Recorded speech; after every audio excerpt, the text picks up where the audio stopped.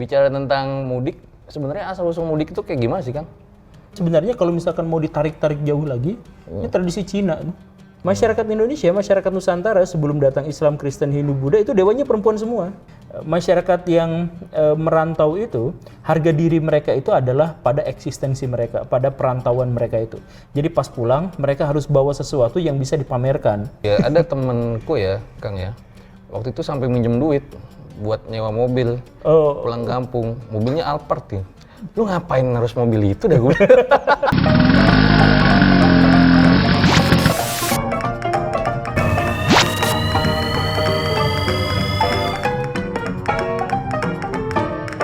Kontroversi, toleransi.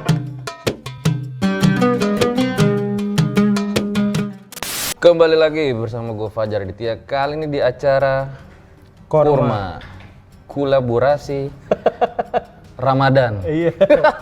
Lupa karena biasanya kontroversi toleransi ya. Iya, dipaksa. Padahal ini udah episode 3 ya. Iya. Kang, udah buka puasa tadi? Udah, tapi dikasih ini juga. Iya. Ya udah kita buka dulu. Buka dulu dah.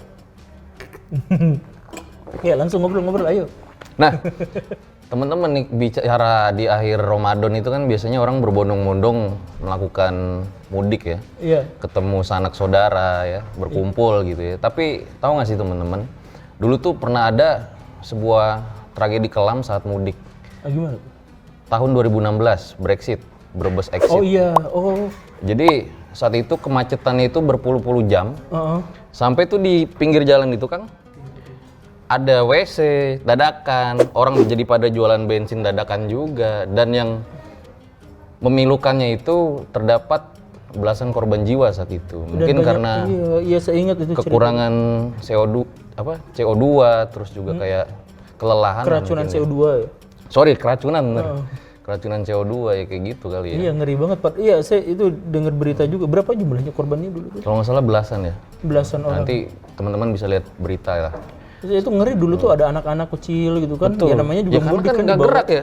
Iya. Gimana lo? Coba bayangin lo. Mau keluar bingung nanti mobilnya gimana. Ya semoga kejadian-kejadian seperti itu nggak terulang lagi di masa yang akan datang ya. Tolnya udah jadi kan sekarang ya. Betul, udah jadi. Udah Akang bagus. mudik nggak? Enggak mudik. Saya keluarganya semuanya di sini. Oh, di sini, di bukan kantor di yang sini, mana? di Bandung, di Bandung. Jadi sebentar lagi saya mudik nih. Nah, bicara tentang mudik, sebenarnya asal-usul mudik itu kayak gimana sih, Kang? Apa ya asal-usul apanya? Asal-usul mudik itu awal itu dari mana gitu? Saya dengar ya, katanya tradisi Melayu. Ya, bukan hanya tradisi Melayu, sebenarnya kalau misalkan mau ditarik-tarik jauh lagi, ini tradisi Cina. Jadi sebenarnya banyak sekali tradisi-tradisi yang kita anggap sebagai Islam itu justru munculnya dari Cina. Kayak baju koko gitu kan, itu dari Cina kan, makanya namanya koko.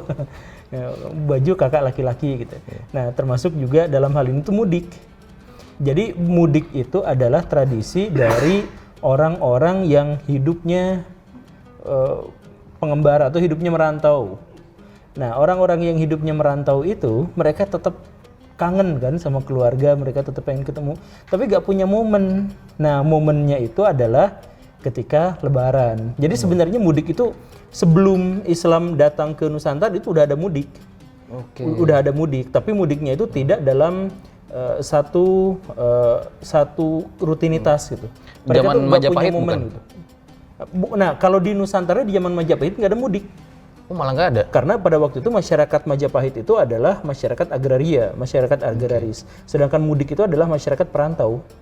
Nah, jadi yang merantau itu orang-orang Sumatera tuh perantau, orang-orang Cina itu perantau. Mereka itu bahkan orang Cina misalkan ya, sampai sekarang itu kan mereka kalau Imlek itu ngumpulin semuanya keluarganya di situ. Nah, momen-momen seperti itulah yang oleh orang-orang Nusantara dulu diliatin. Terus pas zaman Islam, pas Islam masuk ke Nusantara dan jadi bagian ini, orang-orang yang merantau itu harus punya momen gimana caranya agar mereka bisa pulang kampung ke keluarganya. Makanya disebutnya mudik. Mudik itu udik kan? Udik itu kampung, pulang. Jadi balik lagi ke kampung gimana caranya gitu. Nah, kalau misalkan dalam tradisi Nusantara yang agraria kan Misal ya, kata orang Jawa, kata orang Sunda, makan nggak makan asal kumpul gitu kan. Iya. Itu nggak mungkin mudik kan, orang ngumpul di situ juga kan. Iya. Jadi itu adalah tradisi dari masyarakat perantau, tradisi. Nah, ketika di zaman modern itu di Indonesia ada masalah besar, ketimpangan populasi penduduk. Kita sudah menyatakan bahwa Nusantara, bahwa Indonesia itu dari Sabang sampai Merauke, dari Miangas sampai Pulau Rote, kita sudah bilang begini dan begitu, tapi kepadatan penduduk itu di Jawa. Karena kepadatan penduduk di Jawa, sumber-sumber dan akses-akses dan pembangunan semuanya terpaksa di Jawa juga. Karena misalkan mau bikin di jalan tol di Papua yang penduduknya belum banyak pada waktu itu di zaman Orde Baru, yang ngapain juga kan penduduknya sedikit. Karena itu fokusnya akhirnya di Jawa. Selain juga karena memang Jawa sentris dan lain-lain. Nah, karena fokusnya ke Jawa, kalau ada orang Kalimantan, orang Sumatera pengen kaya, pengen dapat akses kekuasaan, pengen dapat akses kekayaan, mereka terpaksa harus datang ke Jawa. Nah, dari situlah mereka menjadi bangsa perantau. Pas bulan puasa, mereka mulai terngiang-ngiang mendapat momen yang tadi itu. Akhirnya mereka balik lagi pas lebaran itu. Ya saya pernah dengar juga sih, memang di tahun 1970-an itu ya, jadi zaman Orde Baru itu mudik mulai hype lagi ya, karena pembangunan di kota-kota besar itu jadi urbanisasi kan? Iya betul, iya itu dari tahun segitu itu. Sebelumnya itu mudik itu bukan jadi budaya Indonesia seluruhnya gitu, hanya suku-suku. Kayak suku-suku tertentu suku-suku tertentu, orang-orang Batak gitu, orang-orang Minang, yang memang perantau gitu ya, atau orang-orang misalkan dari pedalaman ke Jakarta gitu. Nah makanya tahun 90-an itu kan Jakarta jadi sepi kalau akhir bulan puasa tuh, yang jadi nggak macet lagi, jadi nggak apa gitu. Tapi mudik itu memang tradisinya adalah tradisi yang sangat kental dipengaruhi oleh masyarakat Cina khususnya, dan secara umum oleh masyarakat perantau gitu. Tapi mudik nggak nanti? Enggak sih, kebetulan di sini semua keluarga tuh. Ayo kalau gitu mudik Kang. Kemana? Ya paksa aja mudik, pokoknya harus mudik. Ya kan itu memelihara tradisi itu. Nah ini menarik ya. Kalau menurut Kang Guru nih, mudik itu kan ternyata nggak hanya di Indonesia, tadi ada di Cina, bahkan di India juga mudik juga. Ada mudik. Iya kan? Iya. Ada nggak sih tradisi-tradisi unik dari negara-negara lain gitu tentang mudik? Nah, kalau mudik ya gini Kang, Tapi seperti yang sebelum tadi. dijawab, kurmanya makan dulu Kang. Oh silakan. Silakan. Saya makan bijinya aja nanti. Buka saya dong. Waduh, nggak sopan nih. Enggak, kalau lagi ngomong makan kurma itu giginya lempel, itu lekat, susah. Biar lucu. Kurma lengket. Enggak lah. Silakan Iya. aja Kang, bawa pulang aja Kang. Nah tadi Ini gimana? R66 itu gratis nih. Oh gratis ya? Iya gratis. Iya tradisi mudik itu yang tadi itu Kang. Jadi masyarakat di dunia itu terbagi menjadi dua, masyarakat laki-laki dan masyarakat perempuan. Indonesia itu masyarakat perempuan, Belanda itu masyarakat laki-laki, Jepang itu masyarakat perempuan.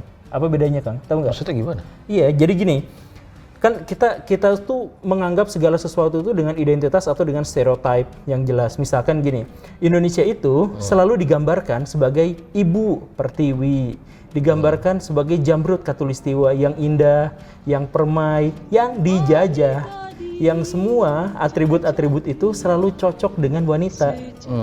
Jadi cantik, diperebutkan, dijajah, terus dia subur. Subur itu kan selalu berkonotasi dengan perempuan kan, dan lain sebagainya. Nah, jadi masyarakat Indonesia itu termasuk masyarakat perempuan dalam konteks itu. Terus dia pasif, kalau ngomong juga kesana kesini dulu, bercabang-cabang kesana kesini, yang itu juga stereotip wanita. Bukan berarti begitu, tapi itu stereotip wanita. Kemudian kalau orang Indonesia nggak terlalu berani terus terang, gini gitu ya. Kemudian senangnya belanja daripada bikin sendiri, itu kan stereotip ya, sekali lagi stereotip perempuan. Nah ada masyarakat yang sebaliknya, masyarakat yang dianggap sebagai inovator, masyarakat yang menjajah dan menjelajah gitu. Makanya masyarakat itu dewanya laki-laki. Masyarakat Indonesia, masyarakat Nusantara sebelum datang Islam, Kristen, Hindu, Buddha itu dewanya perempuan semua. Di Indonesia ada misalkan Dewi Sri gitu, atau yang jinnya juga Nyi Roro Kidul yang perempuan juga semuanya, karena memang ininya perempuan. Nah, Iya bener juga ya. iya, baru nyadar nggak sih? Iya bener juga. Iya, nah karena itu, karena masyarakat Nusantara itu adalah masyarakat perempuan, maksudnya negara kita itu adalah negara perempuan, Maka masyarakat kita Lucu itu, juga tapi ya, sampai hantunya juga perempuan ya. iya, Nyi Roro Kidul, kuntilanak, iya, sundel bolong. iya, perempuan semua ya. Tapi itu bisa ada cerita lain sih sebenarnya. Itu sebenarnya adalah kontrol masyarakat. Tapi nah itulah. Nah, masyarakat yang seperti ini itu adalah masyarakat yang tidak suka mudik. Karena memang mereka tidak menjelajah, mereka tidak menjajah, mereka nggak kemana-mana. Nah, kemudian mereka bertemu dengan masyarakat yang menjelajah. Dalam hal ini datang Belanda sebagai prianya. Datang menjajah, mengambil harta kekayaan, mengeksploitasi penduduk bumi putra, dan lain sebagainya, dan sebagainya. Nah, tapi kalau di luar negeri, kalau kita cari itu, masyarakat yang penjelajah itu adalah masyarakat yang tanahnya nggak subur. Yang tadi itu, karena identitas kesuburan itu selalu ke perempuan gitu. Nah, jadi mereka relatif tidak memiliki tradisi mudik. Mereka relatif memiliki tradisi, bahkan mereka relatif tidak memiliki tradisi marga. Nah ini Kang, yang suka mudik itu pasti ada marganya. Yang nggak suka mudik nggak ada marganya. Akang orang mana? Saya campuran sih, Banten Jawa. Ada marganya nggak? Ada sebetulnya. Marganya? Depan itu nama saya tuh bagus. Aduh, kalau itu berarti udah bangsawan ya. Tapi gini, masyarakat Sunda, masyarakat Jawa itu relatif tidak memiliki marga. Karena perempuan. Perempuan? Iya. Ya, kan yang saya tidak bilang, jadi Indonesia itu masyarakat perempuan, Sunda Jawa itu relatif perempuan. Kalau Batak itu relatif laki-laki. Karena itu maka mereka tidak membutuhkan marga. Nanti ceritanya panjang ke sana ke sini, tapi intinya balik lagi ke mudik itu. Jadi masyarakat yang memiliki tradisi mudik itu adalah masyarakat yang suka menjelajah, yang suka mengeksplorasi, dan karena itu mereka membutuhkan sebuah momen di mana mereka bisa merayakan keberhasilan mereka. Jadi mudik itu adalah tempat mereka pamer hasil jerih payah mereka di perantauan. Oke, gitu. That's the point. Tapi ini real story loh. Iya. Om saya kan orang Jerman Australia. Wih. Dia nggak pernah pulang sana. Justru bapaknya ke sini. Hah? Oh gitu ya? Iya. Padahal bapaknya itu kan dulu tentara perang Dunia. dunia zaman perang dunia kedua ya. Berarti malah dia yang kakek kesini, ya, iya, kakek malah dia kesini. Bener juga tadi saya ngomong-ngomongin. Duh, kok ada korelasinya? Apa cocok logi doang? Ya, enggak. Oh, Itu enggak ya? saya riset bertahun-tahun. Ya maksudnya yang akan ke saya itu tadi. Ya tapi ya intinya masyarakat yang merantau itu harga diri mereka itu adalah pada eksistensi mereka, pada perantauan mereka itu. Jadi pas pulang mereka harus bawa sesuatu yang bisa dipamerkan kepada, nah kan yang perantau itu yang laki-laki itu, yang jiwa kelaki-lakian itu harus ditampilkan kepada jiwa perempuan yang feminin gitu. Nih saya sudah berhasil bawa ini, saya berhasil bawa itu. Makanya ini beda. Kalau perempuan dan laki-laki merantau itu kan pada akhirnya kelakuannya beda, Kang. Bener-bener. Jadi kalau laki-laki merantau, jadi pas di kampungnya itu taji bawa pakai perlente gitu untuk menunjukkan bahwa dia itu berhasil. Padahal di tempat perantauannya itu jadi gembel, jadi pegawai apa gitu. Tapi pas pulang bawa sesuatu yang gede gitu kan. Kalau perempuan kebalik, Kang. Kalau perempuan itu di kampung halamannya itu kelihatannya tuh biasa aja gitu, miskin apa. Pas di perantauan udah pakai baju udelnya kemana-mana, udah apa gitu kan. Jadi kan kebalik kan, ya karena mudik itu adalah tradisinya kaum atau karakteristiknya laki-laki. Jadi kalau pas karakteristiknya perempuan, mudiknya jadi kebalik kan. Nah, ini lucu ya, ada temenku ya, Kang ya. Waktu itu sampai minjem duit buat nyewa mobil pulang kampung. Mobilnya Alphard ya. Lu ngapain harus mobil itu dah gue? Kan pulang kampung. Aduh, aneh-aneh aja dah. Minjem ke Akang mobil Alphard? Enggak, minjem duit Oh, minjem duit. buat sewa gitu. Oh, iya. Sewa Alphard mahal ya. Nah, makanya. Iya, itu. Kalau laki-laki dia pergi merantau, dia harus menunjukkan. Makanya ada tradisi orang Batak ngomong kan, pantang pulang kalau belum sukses gitu. Jadi harus sukses dulu. Ya nggak apa-apa nanti di sininya jadi sopir angkot gitu. Yang penting pas pulang lagi kelihatan sukses gitu. Ya itu mah apa ya? Itu kompleks, itu adalah bagian dari kebudayaan kita, itu folklore kita. Menarik nih, kita jadi tahu ya tentang tradisi-tradisi mudik. Kang, ada nggak sih hal positif tuh dari mudik ya? Selain kita dapat THR apa tuh? Oh iya, itu juga. Nah, mudik itu menyebabkan perputaran uang itu naik kan. Makanya inflasi Indonesia yang terbesar itu penyumbangnya itu adalah gara-gara bulan puasa dan Lebaran. Karena perputaran uangnya pada waktu itu sangat sangar dan nyesek. Akang dapat THR. Seneng kan? Besoknya nangis kan. THR-nya langsung habis dibagi-bagi karena anak om, anak tante, semuanya tetangga juga pada minta jatah THR. Nah, itu kan sebenarnya kita dapat dari pabrik atau dapat dari perusahaan THR gitu ya. Dapat dari perusahaan. Terus itu uang udah keliling tuh, udah muter tuh. Sampai ke kita ke anak-anak muter lagi. Jadi perputaran uang. Jadi Lebaran itu benar-benar meningkatkan taraf ekonomi kita karena uangnya lebih banyak yang muter. Dan itu ditandai dengan inflasi itu. Tadi ngomong apa sih? Hal positif. Hal positif apa? Saat mudik. Ya, hal positif yang sangat mudik itu sebenarnya ini sebenarnya bebas nilai. Maksudnya mudik itu tidak positif atau tidak negatif. Mudik itu sebenarnya adalah tradisi di mana masyarakat kita pengen kembali ke orang tua setelah mereka di perantauan gitu. Tapi ada positifnya, ya tentu saja ada positifnya. Mudik itu adalah jembatan antara orang kota dan orang desa. Setiap apapun, dimanapun kejadiannya, kalau ada mudik itu pasti ada jembatan di mana orang-orang desa akhirnya sadar, oh di kota mah gini ya, oh baru pulang kota mah gini ya, gitu kan? Yeah. Dan sedangkan orang kota kembali ke desa, aduh desa itu ternyata gini. Itu ada jembatan di situ, ada banyak cerita tragis, ada banyak cerita romantis yang menjadi jembatan antara peradaban kota yang terlalu heterogen, hiruk pikuk dengan kegiatan finansial dan sebagainya, dengan desa yang lebih adem, lebih tentrem, yang homogen, dan masyarakat pada waktu itu juga relatif lebih naif gitu, relatif lebih lebih santai gitu. Itu semuanya di situ ada pertukaran di situ. Jadi kalau mudiknya sampai setahun sekali itu sebenarnya adalah jembatan yang sangat hebat. Apalagi sekarang udah ada medsos, tapi sebelum ada medsos itu adalah sebuah jembatan. Makanya Jakarta akhirnya banyak penuh sesak itu. Sampai saya setiap kesini itu pasti ada macetnya aja. Tapi tadi nggak ada, alhamdulillah. Tadi nggak ada ya? Nggak ada, alhamdulillah. Karena supirnya jago. Pas macet langsung rubah mode jadi helikopter. Wah. Nggak canda. Amfibi ya. Iya, tapi mudik itu jadi perantara itu. Makanya Jakarta jadi padat itu gara-gara orang Jakarta mudik. Kok kamu bawa kesuksesan, bawa jam tangan mewah, bawa motor bagus, bawa apa? Saya juga pengen dong sukses di Jakarta gitu. Padahal peluang ekonomi yang lebih gede itu jauh lebih besar di desa lah daripada di kota. Di kota itu aksesnya banyak, tapi pesaingnya jauh lebih banyak kan. Di desa kita punya tanah yang segitu luas, kita bisa gunakan untuk apa gitu, lebih banyak lagi. Ya? Opportunity-nya banyak.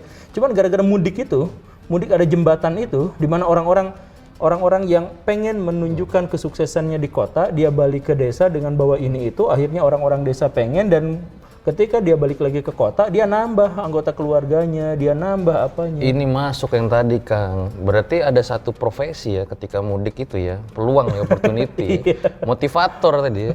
Jangan-jangan tadi temen gue minjem duit itu jadi motivator, minjem uang buat nyewa Alphard itu. Jadi nanti pas 2 tahun berikutnya itu yang pinjem Alphard lebih banyak lagi karena dari desa sana juga seperti itu. Masuk nih, nyambung semua nih ya. Iya. Ini distributor Alphard kayaknya bakal ngasih kita endorsean ini gara-gara kita ngomongin Alphard. Ke R66. Ini disensor nggak sih Alphard? Enggak ya. Ditambahin lagi, jangan ngomong Alphard. Tapi ya mudik itu sebenarnya kompleks, dan ini adalah bagian dari tradisi masyarakat yang merantau tadi itu.